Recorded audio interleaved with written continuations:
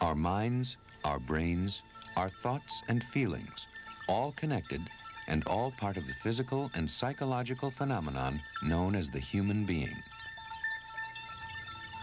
In Part 3, we will explore the effects of drugs on the brain. We will also examine the brain's own drugs, chemicals which the brain secretes, which can have a subtle but profound effect on our lives.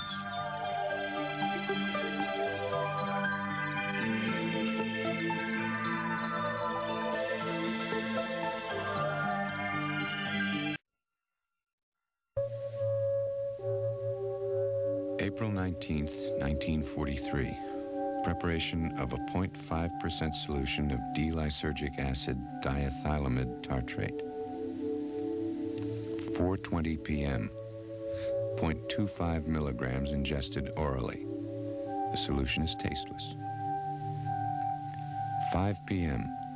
Slight dizziness, unrest, difficulty in concentration, visual disturbances, marked desire to laugh.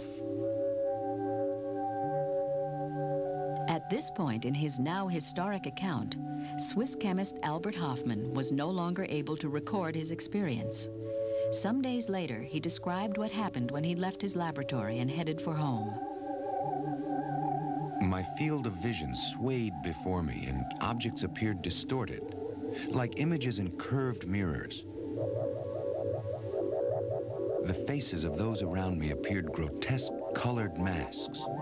Occasionally, I felt as if I was out of my body.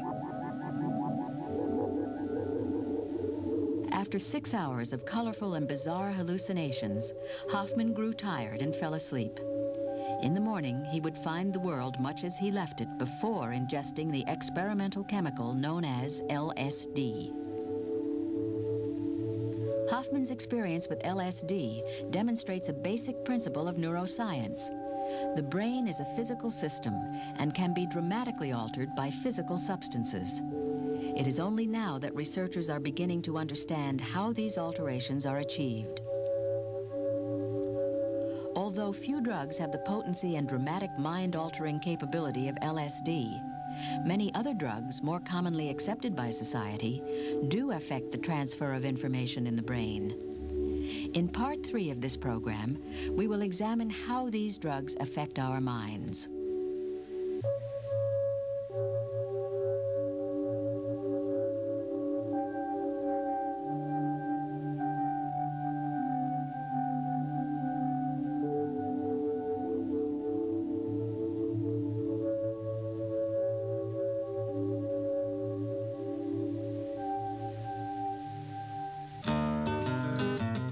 Robinson gets high every day, yet he rarely uses drugs. His euphoric feeling comes from exercise rather than drug use. He claims that by running 5 miles a day, he can greatly improve his mood as well as his perceptions of the world. Cynthia Martin, a video producer, has another method of altering her mood. At lunchtime, she sits at her desk and meditates for 20 minutes. When she emerges from her meditative state, she feels calm yet energetic. Her thinking is sharp, and she feels better able to deal with the pressures of her job. Although neither Leo nor Cynthia can be thought of as drug users, the euphoric feelings they describe may very well be caused by chemicals. Unlike external drugs, which must be taken into the body, these drugs, known as endogenous chemicals, are released naturally within the brain. The first conclusive evidence that the body releases its own mind-altering substances hinged on the discovery of opiate receptor sites in the brain. Dr. Candace Pert, the researcher who made this discovery, explains. Scientists knew for many, many years that the opiates, what are the opiates? The opiates are anything that comes from the opium poppy, opium and morphine and all the drugs that chemists have made like morphine. And people knew for many years that they worked by attaching themselves to tiny concave-shaped receptor sites that people assumed were on brain, but they had no way to directly measure them. In my work as a graduate student, I just adopted a technology that had been used previously to study receptors for hormones, like insulin, and was able to demonstrate that radioactively labeled morphine and other opiates can attach themselves to these receptor sites. Why would the brain contain opiate receptor sites? Since it seemed unlikely that these sites existed for the sole purpose of binding with molecules from poppy plants, scientists assumed that the brain must release its own form of opium. By the mid-1970s, the first group of such substances was discovered. Dubbed endorphins, meaning the morphine within, these endogenous chemicals probably serve a variety of purposes. Dr. Pert explains. One of the things we've been doing recently is to develop more and more refined techniques for actually mapping these sites in the brain. And by studying where these receptors are, we get some idea of what they do in the normal brain that has never been exposed to morphine. It's just a normal part of functioning. We weren't surprised to find them in parts of the brain that have to do with pain. Of course, it's obvious. Opiates, they've been used for thousands of years to relieve pain, and they are in the parts of the brain where pain is controlled. But as we've studied it in recent years, there are a number of other places that have nothing to do with pain. And in fact, opiate receptors are in all sensory areas of the brain, all the places of the brain where sight, sound, smell, taste, and touch, where the neurons carrying those information converge, and at higher levels of functioning.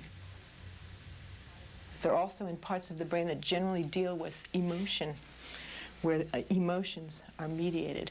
So it's turning out that endogenous opiates and other endogenous neurosecretions work to set mood, to set emotional biasing. They help us decide which sense to pay attention to. They are the biochemicals of emotion, actually. Research into endorphins has begun to shed new light on a number of areas, including drug addiction. It now appears that habitual use of drugs, such as heroin and alcohol, may cause a depletion of natural opiates. Research suggests that because the brain is receiving drugs from the outside, it slows down production of its own opiates.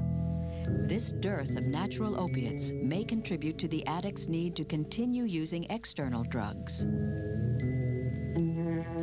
In some cases, this shortage of natural opiates can continue even after the person has stopped using drugs. Many former addicts complain of feeling depressed and emotionally flat long after they've stopped taking drugs. And these feelings sometimes lead them back into drug abuse. Some researchers believe that low levels of natural opiates may sometimes be a cause of drug abuse rather than a consequence.